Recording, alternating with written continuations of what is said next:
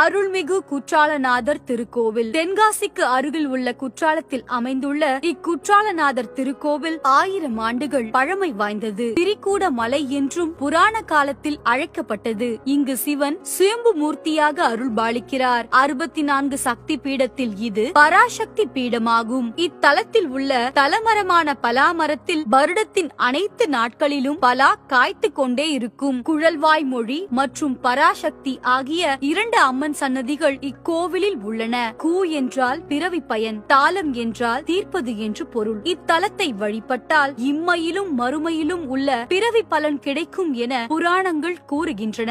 தேவார பாடலில் பாடப்பெற்ற பாண்டிய நாட்டு தலங்களில் இது 13வது தலமாகும். இத்திருத்தலம் குறித்து ஞானசம்பந்தர், மாணிக்கவாசகர், பட்டினத்தார், அருணகிரிநாதர் போன்றோர் பாடியுள்ளனர். திருக்குற்றாலநாதர் கோயிலில் மொத்தம் 89 கல்வெட்டுக்கள் வடிக்கப்பட்டுள்ளன.